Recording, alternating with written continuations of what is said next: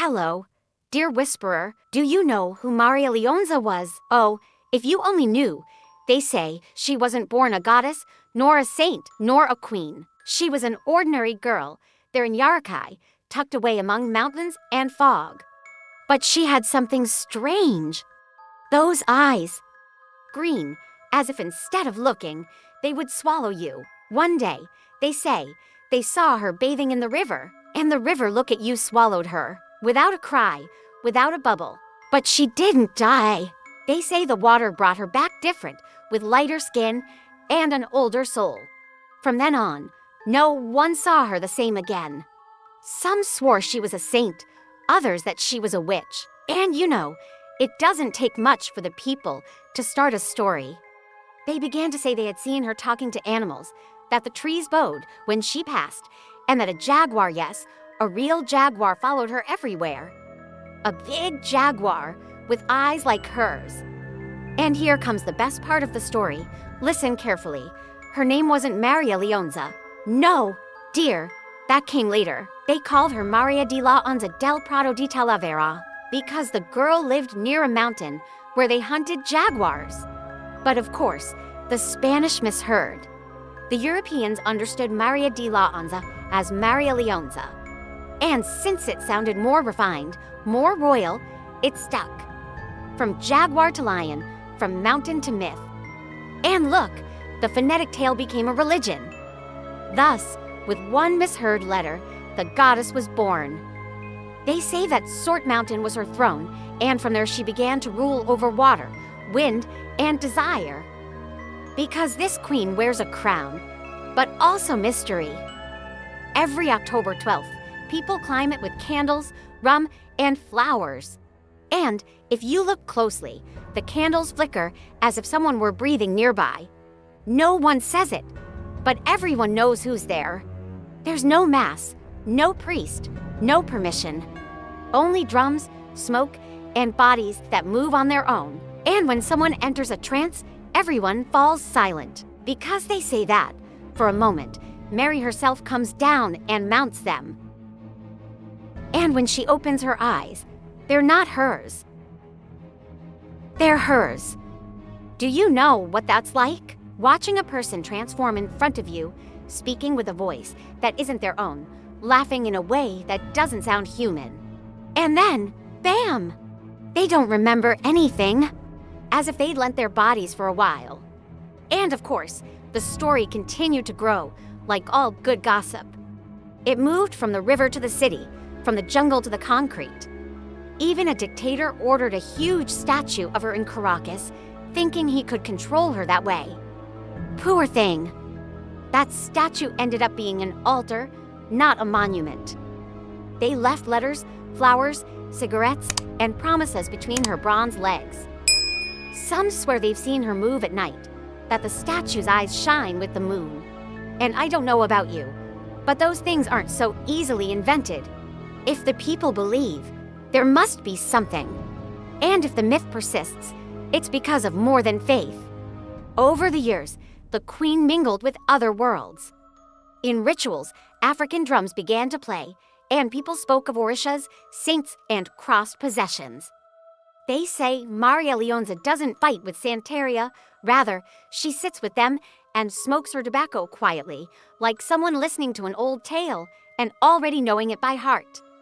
And she doesn't need to introduce herself. Sometimes she comes in a dream, sometimes she comes with the smell of rotten flowers, or in a heavy silence. Those who invoke her say her voice is felt on the back of your neck, like a cold breath that asks, "Do you know who you're talking to?" That's why no one mocks her. Because whoever calls her must be ready to pay with something. A secret, a fear, or a promise they can't break. She isn't cruel, but she is exact. And what is fair, my dear, is sometimes more frightening than evil. The mountain knows it. The old people say that in Sorte, the queen still lies.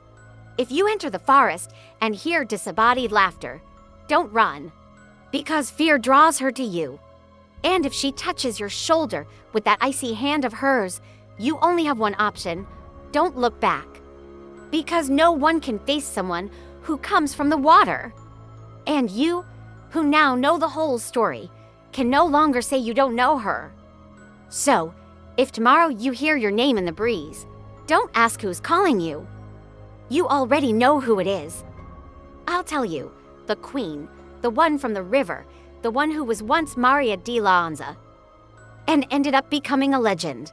And you see, love, that's how it all began.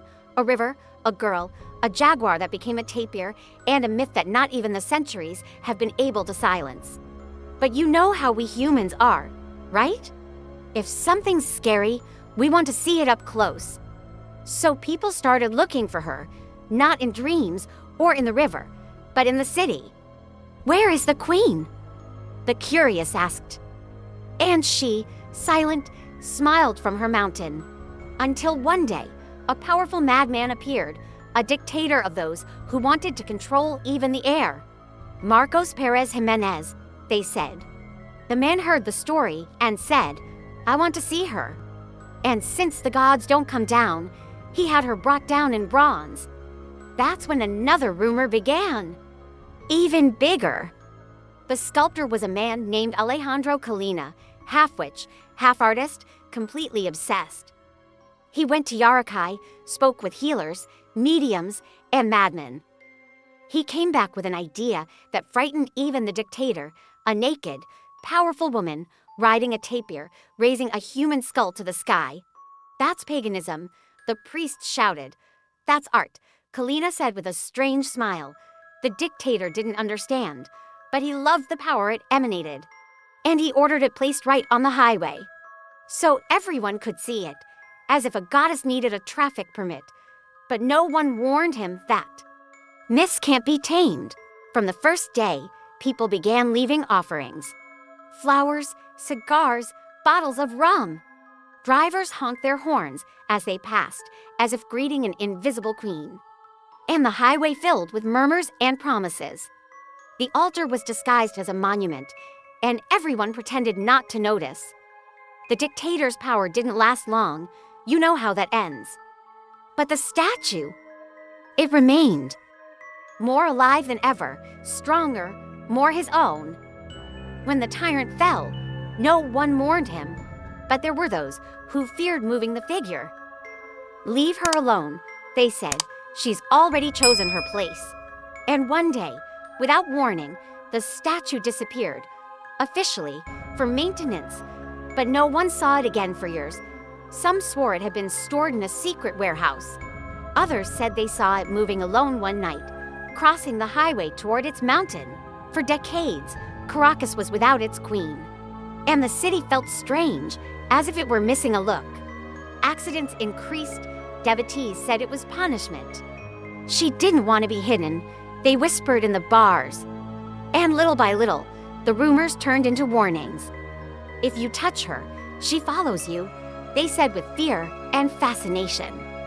In the 2000s, the government decided to return it. Well, sort of. Because the original never returned. What they put up was a shiny, perfect replica. But the believers noticed right away. That one has no soul, they said, looking suspiciously. The following nights, something changed on the highway. Car headlights flickered for no reason. Drivers swore they felt a presence, as if someone were watching them from the bridge. A couple of witnesses even said they saw the bronze breathe. But you know, people make things up. Or don't they? The most lurid rumor was that the original was alive, kept in a basement of the old UCV Central University of Venezuela. That at night, they heard it moving, as if a tapir were pawing the ground. It's waiting for its moment, the devotees said. When they bring it back up, it'll get revenge. Others claimed that Colina, the sculptor, had made a life pact with it before dying. That he gave it part of his soul to keep it awake. And that's why no one can touch it without paying a price. Myth or not, there's something strange about that statue. Look at it for a long time and you'll see what I'm talking about. Some claim the figure isn't entirely bronze. That inside the metal or bones, or something that pulses slowly when night falls. A night watchman resigned, they say, because he heard breathing beneath the pedestal. And that isn't just made up. The faithful, on the other hand, aren't afraid of her. They go, light candles, bathe her in liquor. They ask for love, luck, revenge, and they assure us that she responds. Even though no one sees her move, she complies, they say, with devotion and mischief. And if she doesn't comply, well, you still get something. There are nights when the drums beat without musicians. The wind carries the scent of old flowers, and the cats hide, as if they recognize someone. Those who pass by claim to feel a tickle on the back of their necks, as if someone whispered the name to you, and if you turn around, all you see is the tapir, shining.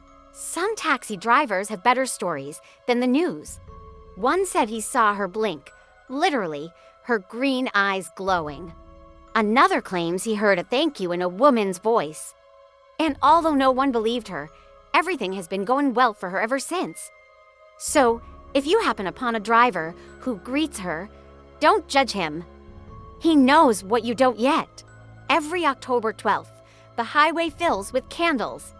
People crying, laughing, dancing, praying. It's a beautiful madness, like a mass in reverse. And among the crowd, there's always someone new, someone who came out of curiosity, and who is never the same again. Because María Lionza doesn't look for believers, she looks for accomplices. She likes people who doubt, those who laugh, those who don't believe. She tests them, first in dreams, then in impossible coincidences. And when she catches them, there's no escape. She remains silent on the corner of your life. So, if you pass through Caracas at night and see the statue illuminated by the headlights, don't look at it too much. They say that whoever holds her gaze dreams of rivers, teeth, and skulls at dawn.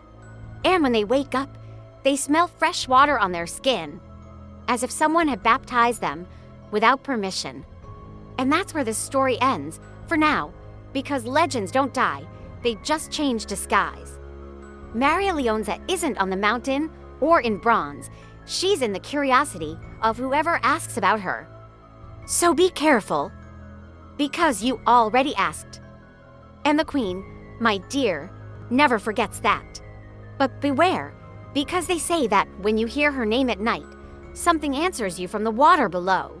If you dare to continue discovering the secrets that no one tells, the tales that breathe among the shadows, subscribe to Dark World Whispers. There, the legends don't fade away. They just change voices.